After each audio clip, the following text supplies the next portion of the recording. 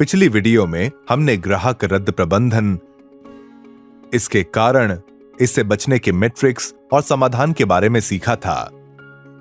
इस वीडियो में हम आपको वापसी प्रबंधन के बारे में बताएंगे और ओएनडीसी पर कैसे इस तरह की वापसी को प्रबंधित करें, ग्राहक वापसी का ट्रैक रखने और आवर्ती मुद्दों को ठीक करने के बारे में बताएंगे। जब कोई उत्पाद खरीदार को वितरित यानी डिलीवर किया जाता है तो विक्रेता निम्नलिखित परिणामों की उम्मीद कर सकता है। पहला, खरीदार उत्पाद से संतुष्ट है और उत्पाद को स्वीकार करता है, तब वापसी विंडो बंद हो जाती है। दूसरा, डिलीवरी के बाद वापसी। कभी कभी खरीदार किसी उत्पाद को वापस करना चाहता है और ऐसा करने के उसके पास कई कारण हैं, क्योंकि उसने अपना मन बदल लिया है, क्योंकि उत्पाद कैटलॉग में दिखाए गए उत्पाद से मेल नहीं खाता है, क्योंकि उसे मिला उत्पाद खराब है।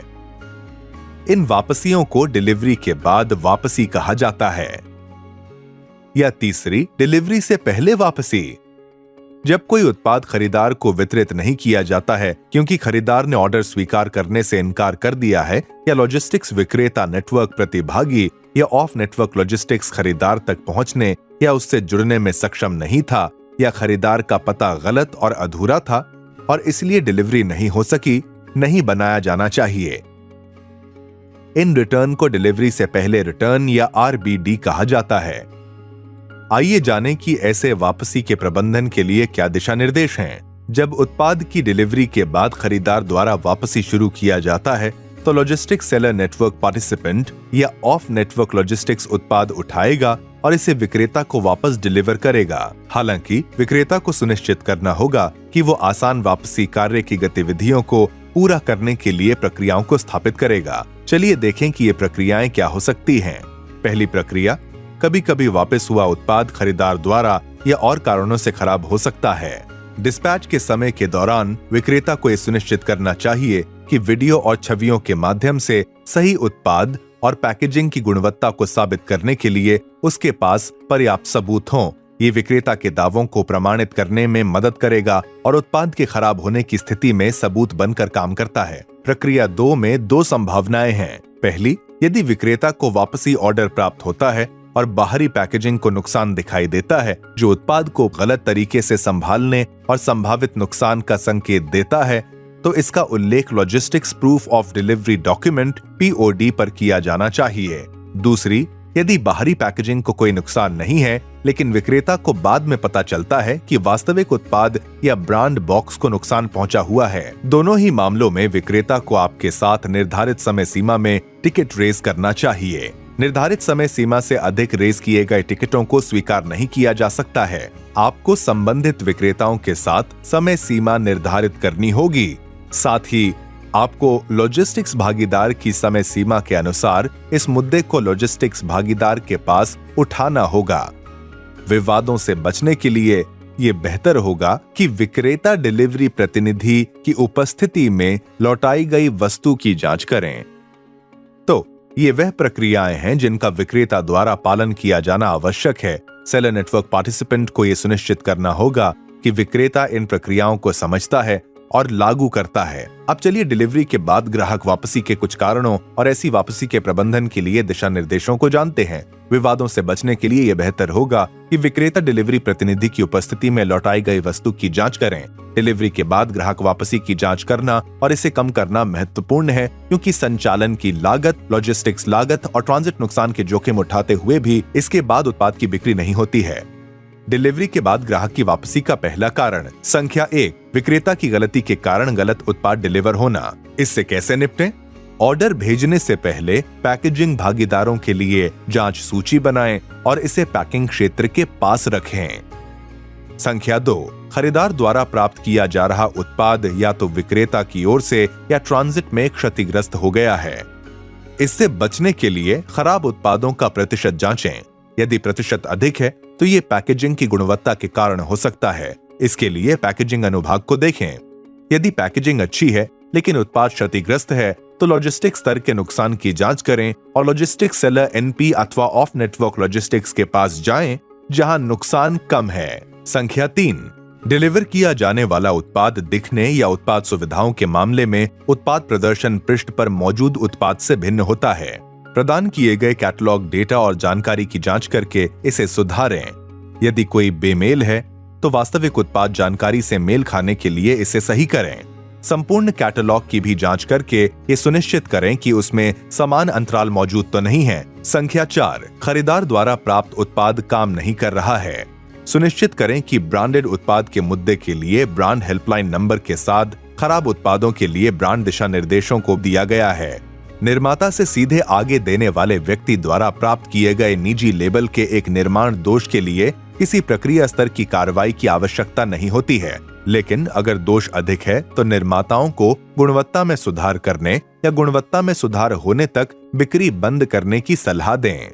संख्या 5, ग्राहक को पूरे ऑर्डर का सिर्फ कुछ हिस्सा मिलना। इससे बचने के लिए डिस्पैच से पहले पैकिंग भागीदारों के लिए एक जांच सूची बनाएं और इसे पैकिंग क्षेत्र के पास लगाएं। किसी विशेष मामले के लिए ग्राहक के साथ चर्चा करें और जांचें कि क्या वो मामले को बंद करने के लिए शीघ्र ही भेजे गए शेष ऑर्डर से संतुष्ट हैं। संख्या 6, ग्राहक को अब किसी उत्पाद की आवश्यकता नहीं है, उसका विचार बदल गया। इस मामले में कुछ नहीं किया जा सकता है, इसलिए वापसी प्रतिशत कम होने पर किसी कार्रवाई की आवश्यकता नहीं है। यदि वापसी अधिक है तो विक्रेता उत्पाद को केवल पहले पैसे भुगतान होने वाला प्रीपेड बनाने का निर्णय ले सकते हैं। इस कार्रवाई से ऑर्डर कम हो सकते हैं लेकिन वापसी भी कम होगा, या विक्रेता इस उत्पाद को गैर वापसी योग्य बना सकता है। संख्या 7, आकार या फिटिंग का मुद्दा। यह आमतौर पर फैशन श्रेणी में देखा जाता है जहां उत्पाद का आकार ग्राहक के लिए उपयुक्त नहीं होता है। यहाँ वापसी स्वीकार करने की सलाह दी जाती है या कपड़ों या पहनने योग्य प्रकार के आधार पर अदला बदली की अनुमति दी जाती है। ये भी सुनिश्चित करें कि उत्पाद विवरण पृष्ठ पर उत्पाद के लिए आकार चार्ट अपडेट और सटीक है। डिलीवरी के बाद ग्राहक के वापसी के लिए 2 परिदृश्य हो सकते हैं। उन उत्पादों के लिए जो वापस नहीं किए जा सकते हैं, ग्राहक फिर भी फिटिंग के मुद्दे और ग्राहक का मन बदलने के मुद्दों को छोड़कर बायर एप्लीकेशन के माध्यम से और किसी मुद्दे को उठा सकते हैं। इन सभी मामलों में आप ई कॉमर्स नियमों के तहत नीचे दिए मुद्दों में वापसी के लिए बाध्य हैं। गलत पैकेज डिलीवर हो गया, खरीदार द्वारा प्राप्त उत्पाद टूटा हुआ है, खरीदार द्वारा प्राप्त उत्पाद खराब है। उन उत्पादों के लिए जो वापसी योग्य हैं, कुछ नए विकल्पों के साथ पहले बताए सभी विकल्प संभव हैं। इसमें ग्राहक सीधे खरीदार ऐप के माध्यम से वापसी मांग सकते हैं यदि गलत पैकेज डिलीवर किया गया हो, खरीदार द्वारा प्राप्त उत्पाद टूटा हुआ हो, डिलीवर किया गया उत्पाद कैटलॉग में दिखाए उत्पाद से अलग है, खरीदार द्वारा प्राप्त उत्पाद खराब है, पूरे ऑर्डर का सिर्फ कुछ हिस्सा डिलीवर हुआ है, ग्राहक को उत्पाद की आवश्यकता अब नहीं है। यह आकार या फिटिंग का मुद्दा है। हमने इस वीडियो की शुरुआत में 2 अलग अलग प्रकार की वापसी पर प्रकाश डाला है। हमने आपको डिलीवरी के बाद ग्राहक वापसी क्या है और इसके विभिन्न कारण और साथ ही ऐसी वापसी को संभालने के लिए दिशा निर्देशों के बारे में समझाया। आइए अब दूसरे प्रकार के वापसी पर नजर डालें जिसका विक्रेता को सामना करना पड़ेगा। डिलीवरी से पहले वापसी या आरबीडी। डिलीवरी से पहले वापसी आरबीडी कैसे होती है? जैसा कि नाम से पता चलता है, डिलीवरी से पहले वापसी आरबीडी खरीदार को डिलीवरी के बिना विक्रेता को लौटाए गए ऑर्डर हैं। इन नंबरों और प्रतिशत पर नजर रखना महत्वपूर्ण है क्योंकि ये बिक्री में नुकसानदायक हैं और सेलर एनपी या विक्रेता को संचालन और लॉजिस्टिक्स की लागत भरनी होगी। चलिए इन वापसियों के विभिन्न कारणों के साथ साथ उन्हें कैसे संभालने के बारे में दिशा निर्देशों को समझें। डिलीवरी से पहले वापसी का पहला कारण है, यदि ऑर्डर देने के समय खरीदार से वादा किए गए अपेक्षित आगमन समय ETA की तुलना में बाद में डिलीवर की गई थी, तो खरीदार ऑर्डर को स्वीकार नहीं करने का विकल्प चुन सकता है। शिपमेंट विलंब के मामले में सुधार के लिए दिशा निर्देश इन्वेंट्री प्रबंधन पर SOP का पालन करते हैं, जिसे हमने विक्रेता ऑर्डर रद्दीकरण पर वीडियो में समझाया है। शिपमेंट के बाद की देरी के लिए ऑर्डर के बाद डिलीवरी की समय सीमा पर लॉजिस्टिक लेवल मैट्रिक्स की जांच करें। अपने लॉजिस्टिक्स पार्टनर के साथ समस्या का समाधान करें या बेहतर और तेज डिलीवरी रिकॉर्ड के साथ लॉजिस्टिक्स विक्रेता NP अथवा ऑफ नेटवर्क लॉजिस्टिक्स में स्थानांतरित हो जाएं। कारण संख्या 2, गलत या अधूरा पता या संपर्क नंबर के कारण डिलीवरी भागीदार ग्राहकों तक पहुंचने में असमर्थ हैं। इसमें सुधार के लिए दिशा निर्देश बायर एनपी कोड स्तर पर जांचना होगा कि क्या बायर एप्लीकेशन पते को सही तरीके से कैप्चर नहीं कर रहा है। अधूरे पते के मामले में ग्राहकों से जांच करने के लिए डिस्पैच के समय इसे अपनी जांच सूची में भी शामिल करें। उदाहरण के लिए पते में केवल उल्लेखित शहर। फिर आप लॉजिस्टिक्स सेवा प्रदाता के साथ स्थान का डेटा साझा कर सकते हैं। यह भी सुझाया जाता है कि अधूरे पते की स्थिति में डिलीवरी प्रतिनिधि को मार्गदर्शन देने के लिए ग्राहक का संपर्क नंबर शामिल किया जाए। कारण संख्या 3, ग्राहक डिलीवरी के समय किसी उत्पाद को खोलने के लिए कहता है जिसे लॉजिस्टिक्स सेलर एनपी या ऑफ नेटवर्क लॉजिस्टिक्स टीम मना कर देती है और इसलिए ऑर्डर वापस कर दिया जाता है। ये दिशा निर्देश लॉजिस्टिक्स के लिए व्यावसायिक नियमों की जांच करना और उत्पाद जानकारी में घोषित करना होगा कि खुली डिलीवरी की अनुमति है या नहीं। कारण संख्या 4, ग्राहक ने कैश ऑन डिलीवरी विकल्प को चुना लेकिन डिलीवरी के समय उसके पास नगद या भुगतान की कीमत नहीं है। खैर, इसके बारे में कुछ नहीं किया जा सकता। ये बस कुछ ऐसा है जिसे आपको व्यवसाय करने की लागत के रूप में स्वीकार करना होगा। कारण नंबर 5, ग्राहक ने डिलीवरी से मना कर दिया। ग्राहक ने परिचालन अंतराल के कारण नहीं बल्कि अपने मन के अनुसार डिलीवरी से इनकार किया। चूंकि ग्राहक ने अपना विचार बदला है तो इसलिए विक्रेता धन वापसी के आधार पर लेन देन की शर्तों का निर्णय ले सकता है।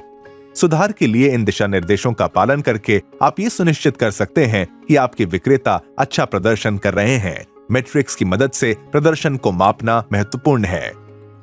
चलिए उन मैट्रिक्स को जानते हैं जिनका उपयोग आपके प्रदर्शन के साथ साथ आपके विक्रेताओं के प्रदर्शन को मापने और निगरानी करने के लिए किया जा सकता है और मैट्रिक्स खराब होने पर सुधारात्मक उपायों को कैसे लागू किया जाए।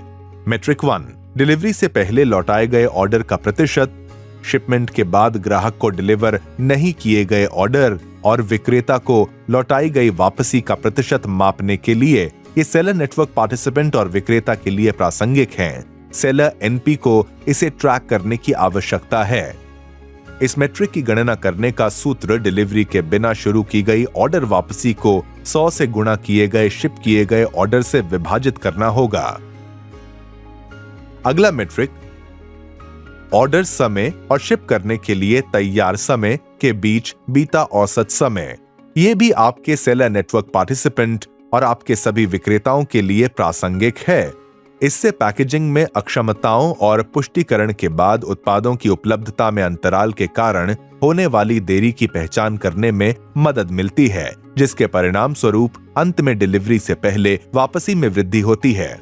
इसकी गणना करने का तरीका विक्रेता द्वारा ऑर्डर की पुष्टि करने और ऑर्डर को पैक करने और पिकअप के लिए लॉजिस्टिक्स के लिए तैयार रखने के बीच लगने वाले समय का औसत लेना है। ऑर्डर शिपमेंट के लिए तैयार समय और ऑर्डर शिपमेंट समय के बीच बीता औसत समय।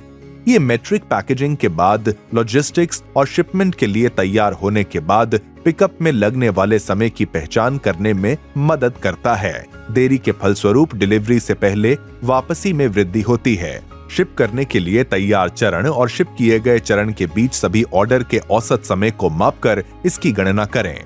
सेलर नेटवर्क पार्टिसिपेंट और विक्रेता दोनों को इस पर नजर रखनी चाहिए। और फिर अंततः हमारे पास ऑर्डर शिप करने के लिए तैयार ऑर्डर रेडी टू शिप से लेकर वास्तविक शिपमेंट समय प्रतिशत तक के ऑर्डर उल्लंघन हैं। ये मैट्रिक पिकअप में लॉजिस्टिक्स द्वारा समय सीमा के उल्लंघन की दर की पहचान करने में मदद करता है। इन उल्लंघनों के परिणाम स्वरूप डिलीवरी से पहले वापसी में वृद्धि होती है। आप इस प्रतिशत की गणना लॉजिस्टिक्स ETA के बाद चुने गए ऑर्डर की संख्या को भेजे गए कुल ऑर्डर को 100 से गुणा करके विभाजित करके कर सकते हैं। ये सेलर नेटवर्क पार्टिसिपेंट और विक्रेता दोनों के लिए एक और महत्वपूर्ण मैट्रिक है। कृपया ध्यान दें कि ग्राहक रद्दीकरण, वापसी और धन वापसी नीति को पहले ही घोषित किया जाना चाहिए और ये ई-कॉमर्स नियमों द्वारा शासित है। अधिक जानने के लिए इस QR कोड को स्कैन करें। इसके साथ हम वापसी प्रबंधन की वीडियो को समाप्त करते हैं। इस वीडियो में हमने ग्राहक वापसियों, विभिन्न प्रकार की वापसियों और आप विक्रेता के नुकसान को कम करने, मुद्दों को ठीक करने और विक्रेताओं को उनकी रेटिंग बनाए रखने में मदद करने के लिए इन विभिन्न प्रकार की वापसियों को कैसे संभाल सकते हैं के बारे में सीखा। अगले मॉड्यूल में हम पैकेजिंग के बारे में जानेंगे और ये भी जानेंगे कि ये ऑनलाइन बिक्री में कैसे महत्वपूर्ण भूमिका निभाती है।